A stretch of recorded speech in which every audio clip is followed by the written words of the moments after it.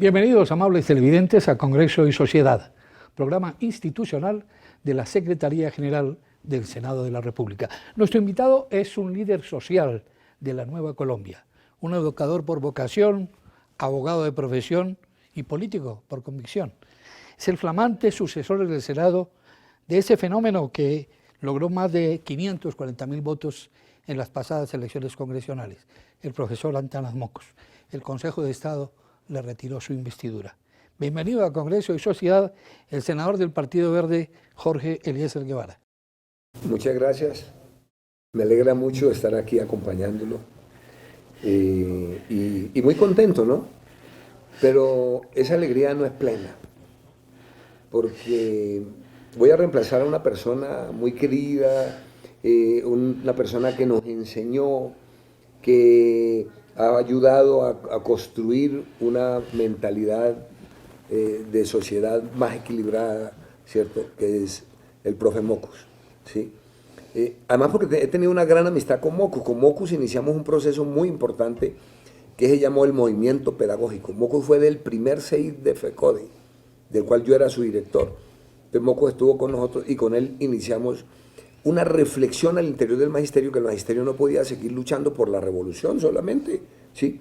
La consigna era: solo si cambia el sistema cambiará la educación. Entonces había que hacer la revolución para cambiar la educación. Nosotros dijimos: no señor, en el Congreso de FECODE de Bucaramanga cambiamos eso y dijimos: el movimiento pedagógico, el rescate del papel cultural y pedagógico y político de los maestros.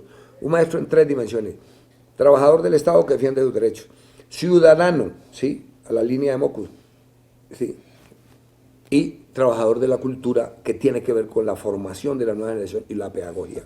Entonces ese es un dolor haber sacado a Mockus, porque yo quería entrar, como lo dije hace rato, reemplazando a uno de los pastores de Colombia Justa, Libre, a quienes le aparecieron 36.000 votos el 19 de julio, ¿sí?, y pasaron el umbral y desplazaron 3 senadores, entre esos a su servidor.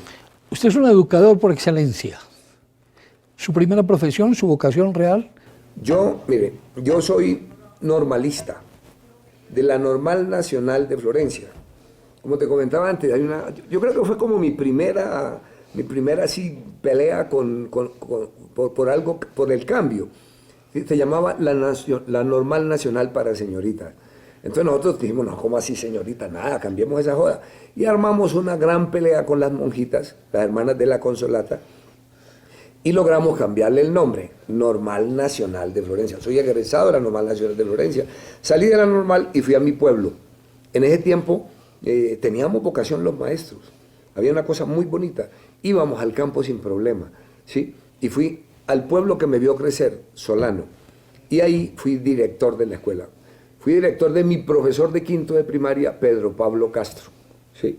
Entonces, y luego me vine a Florencia trasladado, y de una entré a la Universidad de Itusco, se llamaba, el Instituto Universitario Surcolombiana, que luego peleamos para volverlo a universidad, y se llamó Universidad de la Amazonia, de la cual soy egresado de la Facultad de Educación en la licenciatura de Ciencias Sociales. Después me vine a Bogotá, y es cuando en Bogotá, mientras todo el mundo andaba en sus paseos, yo andaba en mi universidad y me hice abogado. Y soy abogado, pero ese era lo hice más por cariño, porque nunca he litigado, ¿cierto? Es una profesión que me ha servido muchísimo en mi carrera política, en mi carrera de ayudarle a la gente, ¿cierto? No le he quitado un peso a un trabajador, ni de pensión, ni de cesantía, ni de nada. Los he asesorado gratis toda mi vida. No he cobrado un peso, como digo, no me he ganado un peso con mi profesión de abogado litigante, porque lo he puesto al servicio de la gente. ¿Usted ejerció como docente en algunos años? Claro, yo fui docente desde el año 75 hasta el 2004. Cuando renuncié para 2005, cuando renuncié para aspirar al Senado de la República. Y desde esas remotas tierras del Caquetá se proyecta a la dirigencia gremial y llega a ser presidente de FECODE. ¿Cómo fue esa experiencia en FECODE? Bueno, pues yo hice con mi corazón está partido entre el Caquetá y el Putumayo, pero es lo mismo, es la Amazonia. Yo soy amazónico, ¿sí? Que le dije, me crié, nací en Florencia, me crié. Entonces, cuando hay campaña política me ocurre algo extraordinario. Es que los del Caquetá dicen, no voten que ese no es de aquí, ese es de Putumayo. Y en Putumayo, incluyendo hoy un alto funcionario del gobierno de Claudia López, que decía, es que ese es caqueteño, no voten por él, el de Putumayo, ¿sí? Entonces, yo me hago profesor en el Caquetá, ¿cierto? Me lanzo al Consejo de Florencia, habiendo iniciado un plan de vivienda de 480 casas hermosas, el mejor barrio de Florencia, el que yo inicié, que se llama Yapurá, que Huitoto quiere decir Caquetá, ¿sí? Y habiendo iniciado la construcción de un edificio de 4 pisos, la sede de mi sindicato, AICA, Asociación de Institutores del Caquetá, y habiéndoles pagado el subsidio familiar. A propósito, hay sindicatos de 15, 20 mil maestros que no tienen una sede como la nuestra, con teatro, todo, ¿sí? Entonces yo me lanzo al Consejo de Florencia y pierdo por 3 votos. Me vengo todo triste. Entonces me vine para el Congreso de FECODE en Bucaramanga, es cuando me hago amigo de Jaime Duzán, de toda la línea nacional de los maestros, y entro al Ejecutivo de FECODE. Llego a renunciarles y FECODE, Ejecutivo de FECODE, iba con 2, 3 votos y se necesitaban 15. Le armé una coalición y aquí estoy. Cuando les pasé la renuncia, no creyeron, llamaron a Lida, la secretaria más querida que ha tenido FECODE, es una gran mujer, aquí le mando un abrazo a Lida, saludo a Lida. Y Lida le dijo, sí señor, el indiecito es del Ejecutivo de FECODE. Renuncié, me vine y seguí en la acción política, construimos proyectos políticos, estuvimos en Firmes, sí, en ese movimiento con el maestro Gerardo Molina, autor de las ideas socialistas en Colombia, con Jorge Regueros Peralta, un combo grande, Enrique Santos Calderón, el hermano del expresidente Santos. Hicimos un movimiento de firmas para que la izquierda se unificara en un solo candidato. La izquierda tiene una característica, y yo digo que es una vocación suicida a la división. Entonces, voto en blanco, pero para que no gane el otro. Sí, terrible. He dicho que eso hay que superarlo, no podemos seguir con esa vocación divisionista y suicida. Hoy hay un espacio político para ganar, pero tenemos que unirnos. Esa es la condición única para ganar, unirnos. Y bueno, llegó a FECODE, luego viene la Alianza Democrática M19, estuvimos ahí, eso se acabó, de 23 senadores y representantes pasaron a 1, y bueno, armamos un movimiento de educadores, trabajadores que se llamó Educación, Trabajo y Cambio Social, con Jaime Duzán, con Boris Montes de Oca, con el compañero Zenén Niño, un convito ahí grande y otros trabajadores, y elegimos a Duzán senador. Yo fui último de esa lista. Luego proyectamos la lista, fui segundo y yo estuve en Suecia unos días y me gustó las ideas de la socialdemocracia. Me volví socialdemócrata. Es decir, la iniciativa privada no se combate. La iniciativa privada ayuda a generar empleo, a hacer cosas, pero pagan un buen impuesto, pero lo público lo maneja el Estado. Una vida apasionante, una carrera ascendente, la de Jorge Eliezer Guevara, hoy senador de la República, sucesor de Antanas Mockus. Vamos a algunos mensajes institucionales y ya regresamos aquí a Congreso y Sociedad. Hace 200 años, alcanzamos la independencia para decidir nuestro destino, nuestra identidad.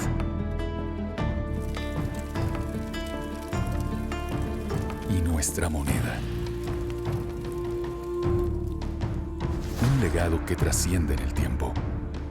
Con orgullo presentamos la moneda del Bicentenario de la Independencia de Colombia. 200 años de una nación en el mundo. Banco de la República.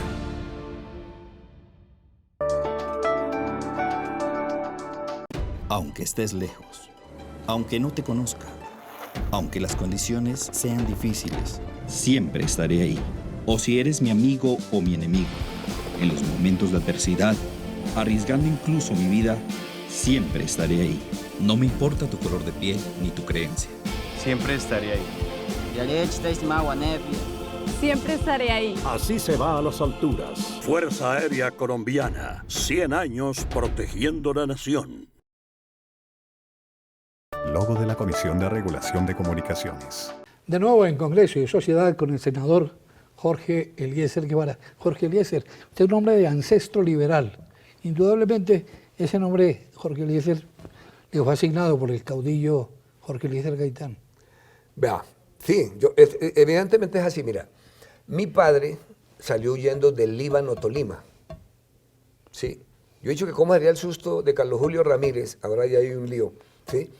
que cruzó el Tolima, el Huila, el Caquetá, el Putumayo, y llegó a un caserío que se llamaba Caucaya, no se llama Leguízamo, no se llamaba Leguízamo, y preguntó, ¿qué queda allá al otro lado del río Putumayo? Le dijeron, el Perú. Dijo, peruano no quiero ser. Ahí se quedó, ¿sí? Mi abuelo de Cunday, Tolima. Mi abuelo salió huyendo del Cunday y fue a parar a los acerríos, más allá de mi papá, a los acerríos del río Caucayá, arriba de Leguízamo, ¿sí? Y bueno, y mi abuelo tenía la costumbre que a sus nietos y a sus hijos, a todos les hizo poner Jorge Eliezer, ¿sí?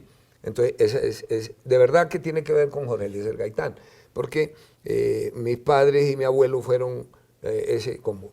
Ramírez, porque yo no sé qué pasó, mi padre no apareció, yo en chiste dijo, no apareció el día que me fueron a bautizar, se hizo el pendejo. Entonces la mamá, que son unas mujeres berracas, mi mamá me clavó el Guevara, entonces Jorge Eliezer Guevara como mi madre, ¿sí? Entonces, ese es de verdad el antecedente, ¿no? En el 2006 y en el 2010 llega usted al Senado de la República con votación propia. En su mayor nicho electoral, sin duda, son los maestros. Sí, pues nosotros ya hemos construido un proyecto político, ¿sí? Como le decía, la primera vez sacamos 26.000 votos como Educación, Trabajo y Cambio Social, la segunda 48.000 y en la tercera nos disparamos 104.000 votos, ¿sí? Entonces discutimos la estrategia de poner 2 senadores. Si la política es para crecer, ¿sí? La política no es para elegir a un tipo toda la vida ahí y que no, para crecer. Entonces no llegamos a un acuerdo, Dusan se lanzó, me lancé yo, él sacó 44.000 votos, salió, yo saqué 26.000, salí, y los 2 senadores. A la siguiente volví y me lancé, saqué 41.800, salí y Dusan no alcanzó a salir, ¿cierto? Y bueno, ya después vino los avatares de la política, nuestra divergencia al interior del polo, nuestro retiro del polo con Petro por el tema de los morenos y otras dificultades, ¿cierto? Ganamos la alcaldía con Petro. Bueno, entonces yo me inscribí por los verdes hace 5 años y medio. Su escenario ha sido el magisterio. Hoy, cuando grabamos este programa, hay un paro y son los maestros los principales convocantes a ese paro. ¿Por qué paran los maestros? Bueno, sí, yo digo que yo tengo que agradecerle mucho al magisterio, es mi gremio. Bueno, lo primero, porque es que, mire, hoy hay una situación muy delicada y el gobierno no le pone cuidado, que están asesinando a la gente. Los líderes sociales han hecho atentados contra la dirigencia sindical del magisterio, de todos los sectores. El mundo está aterrado, ¿sí? Y aquí no pasa nada. Entonces el magisterio dice, está en un acto de protesta y un reclamo por el derecho a la vida. Ese es lo fundamental hoy. Pero hay, además de esa pelea por el derecho a la vida, ¿sí? Que me parece justísima, una reclamación global del gremio.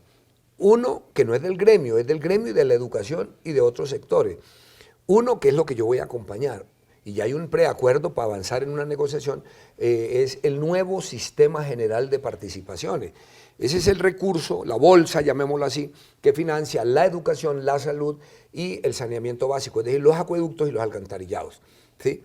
En el año 2001, en el acto legislativo 1 del 2001, el Congreso nos quitó un montón de plata. Dicen los entendidos que en educación 54 billones y en el resto 70, ¿sí? Sumados los dos. Entonces, ya FECODE está negociando y yo voy a acompañar esa negociación para que tengamos un nuevo sistema general de participaciones que permita más recursos a la educación y más plata para tener una educación de calidad, una mejor salud para el resto de la gente y buenos hospitales, ¿sí? y buenos alcantarillados y acueductos, ¿cierto? Pero además de eso, yo voy a estar en el acompañamiento de toda esa lucha histórica de los maestros por mejor calidad de educación, ¿cierto?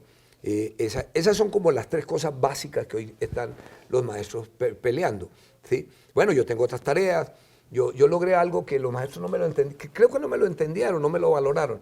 En el segundo gobierno del presidente Uribe, en un debate de control político logramos que la ministra se comprometiera a 3 aumentos de salario para los maestros nuevos de un estatuto que se llama el 1278. En 2008, 9 y 10. En esos 3 años ganamos 3 aumentos de salario.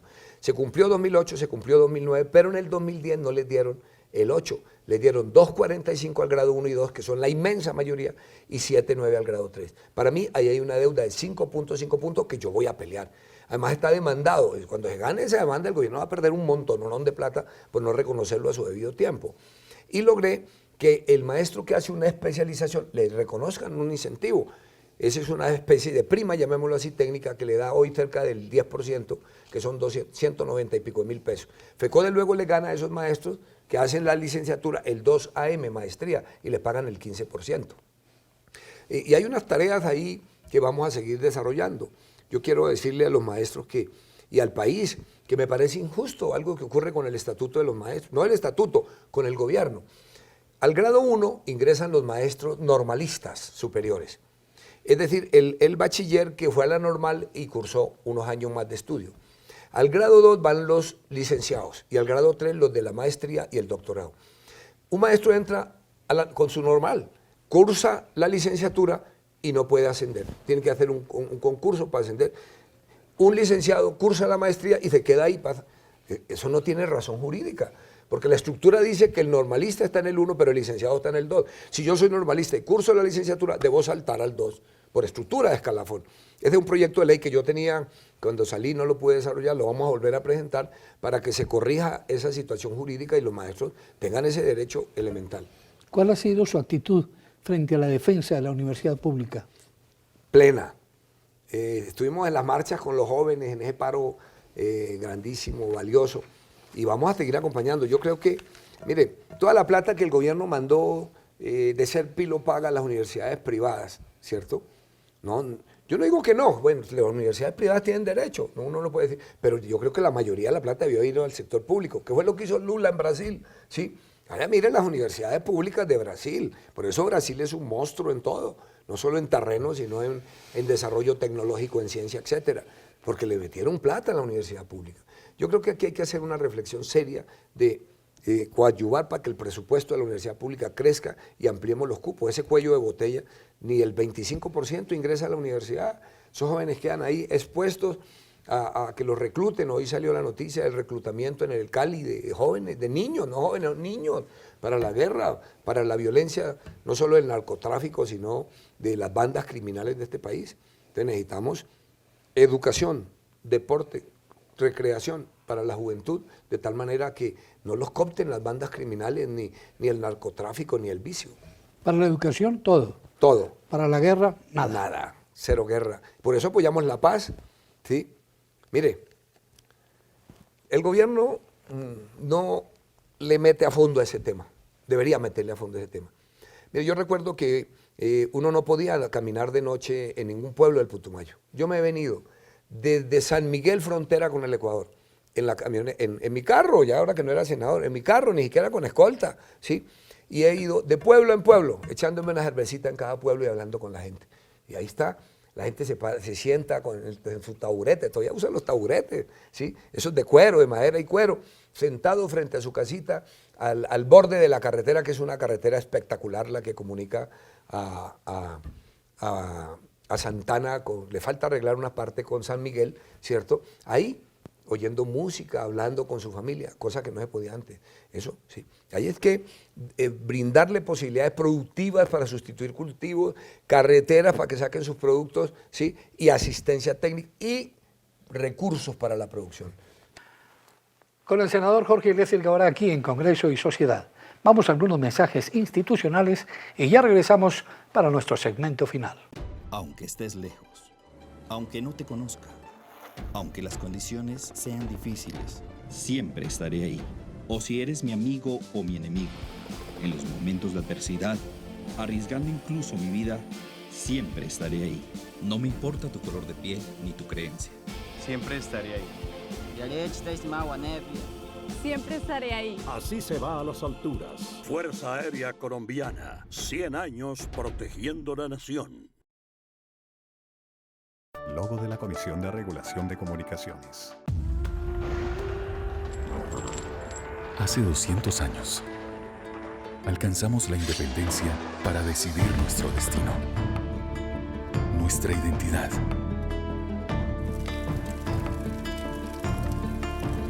Y nuestra moneda. Un legado que trasciende en el tiempo.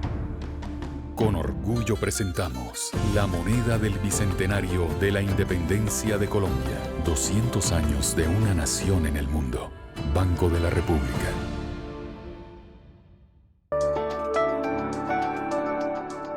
De nuevo en Congreso y Sociedad con el senador Jorge Eliezer Guevara. Las últimas elecciones regionales fueron muy elocuentes. Hay un relevo en la clase política, en la dirigencia política. Hay un sentimiento nacional por renovar la política. Su partido, el Partido Verde, de los partidos de centro-izquierda, de la izquierda democrática, ¿cómo se están preparando dentro de esta nueva perspectiva? Vea, yo creo que fue un mensaje muy contundente. Tenemos que seguir ese pulso. El alcalde de Medellín es un joven brillante que no pertenece a ningún grupo, ¿sí? Entonces, igual ha ocurrido con otros. Tenemos que buscar una amplia convergencia. De Manizales. Una convergencia amplia de todos los sectores, sin vetos, en la perspectiva de ganar la presidencia de la República, que estamos en la antesala de la presidencia. Entonces, pero eso requiere que nos unamos, que erradiquemos lo que yo he llamado históricamente la vocación suicida de los sectores alternativos por dividirse, ¿sí? Sin vetos, sin vetos. Creo que hay la posibilidad de una gran consulta que determine esa posibilidad. Esa es lo que estamos pensando hoy desde el Partido Verde, una convergencia que nos permita ir con mucha fortaleza y resolver las aspiraciones que tiene el pueblo, que no las han resuelto. Las reformas tributarias son para bajarle impuestos a los ricos y cobrarle el IVA a los pobres, que son los que pagan. Eso es lo que vamos a trabajar. Y bueno, yo quiero decirle también desde aquí ya para finalizar, muchas gracias a Canal Congreso y sobre todo, pues yo quiero decirle que yo creo en Dios, gracias a Dios, estar aquí en este espacio, a mi familia. No crea, ha sido un sacrificio muy duro el de mi familia, de mis hijas, mi esposa, los abandonos, todo eso, gracias a ellas por haber comprendido esta dificultad. Y bueno, a la gente que me ha acompañado, los maestros, los líderes, los sectores sociales. Usted es un enamorado de su tierra, de su región, de toda la Amazonía.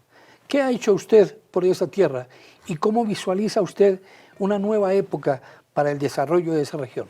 Pero yo creo que lo primero que hay un grupo de estudiantes de la Universidad de la Amazonia que tienen una consigna bellísima, Amazonía por siempre. Es decir, es una política de inversión productiva compatible con la Amazonía, ¿sí?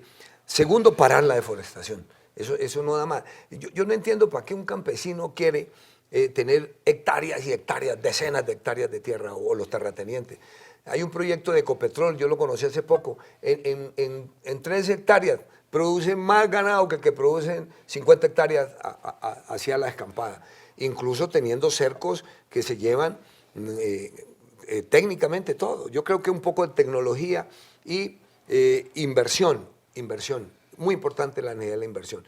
Y bueno, hay estados como el estado de Amapá en Brasil, el estado de Pará, que protegen la selva y ganan. Uno puede hacer una negociación internacional, ¿sí? Tratado de Kioto, ahí hay unas posibilidades de recursos para mantener la gente y que se preserve la Amazonía.